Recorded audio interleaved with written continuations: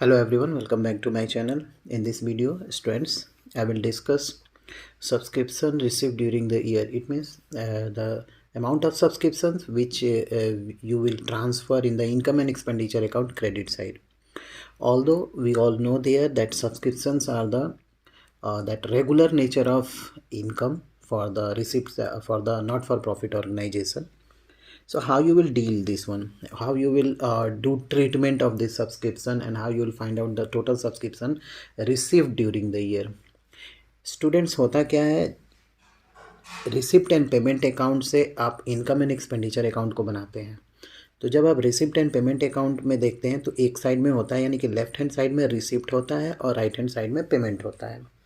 जो receipt side होता है उसमें सब्सक्रिप्शंस भी दिया रहता है, और आप देखेंगे ना तो सब्सक्रिप्शंस जो होता है ना वो बेसिकली दिया होता है। सपोज करिए कि अगर फाइनेंशियल ईयर 2022 एंड 23 चल रहा है तो यहाँ पे 2022-23 का भी देगा, 2021-22 का भी देगा यानी कि प्रीवियस ईयर का, और 2023 एंड 24 का भी देगा। ठीक है, यानी कि 3 साल का बेसिकली आप देखेंगे तो मिलेगा आपको सब्सक्रिप्शन।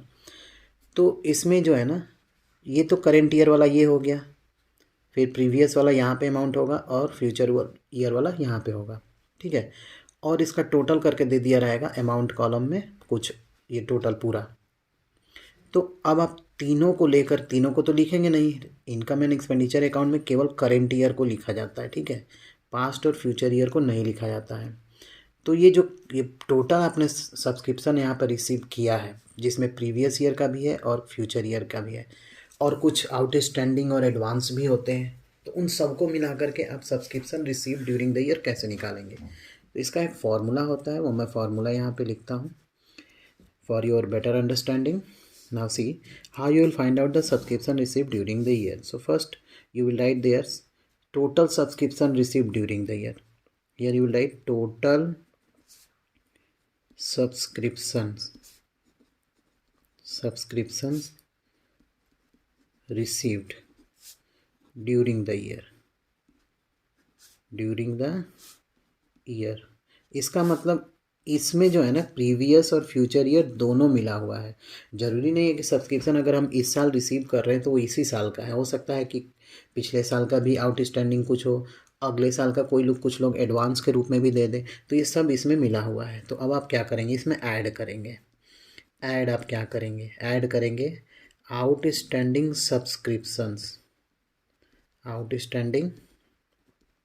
सब्सक्रिप्शन एट द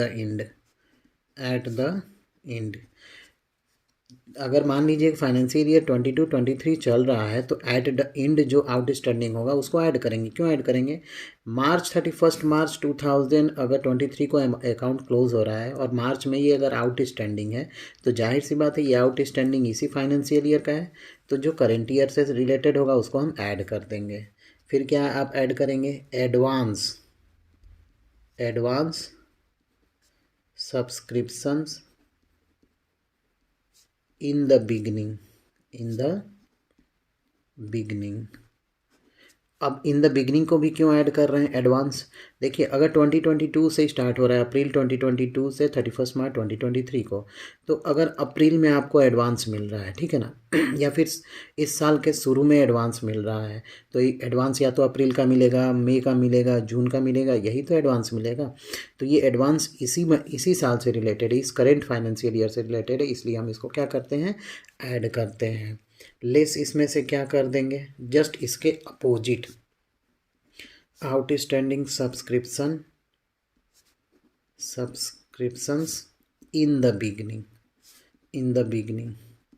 अब अप्रैल मंथ स्टार्ट हो गया, सपोज 2022-2023 का अप्रैल मंथ स्टार्ट हो गया और इस अप्रैल में ही आउटस्टैंडिंग दिखा रहा है, तो ये आउटस्टैंडिंग कब का है, ये तो आउटस्टैंडिंग क्या है, प्रीवियस मंथ का होगा, मार्च का होगा, और मार्च इस फाइनेंशियल ईयर में तो पड़ेगा नहीं। ठीक है मार्च तो इस फाइनेंशियल ईयर में आएगा, इसलिए इसको सब्सट्रैक्ट कर देंगे क्योंकि ये इस फाइनेंशियल ईयर से रिलेटेड है, ना कि करेंट ईयर से रिलेटेड है। क्लियर है, इसलिए इसको सब्सट्रैक्ट करते हैं। उसके बाद हम क्या करेंगे, एक और चीज़ सब्सट्रैक्ट करेंगे, advance subscriptions, advance subscription at the and.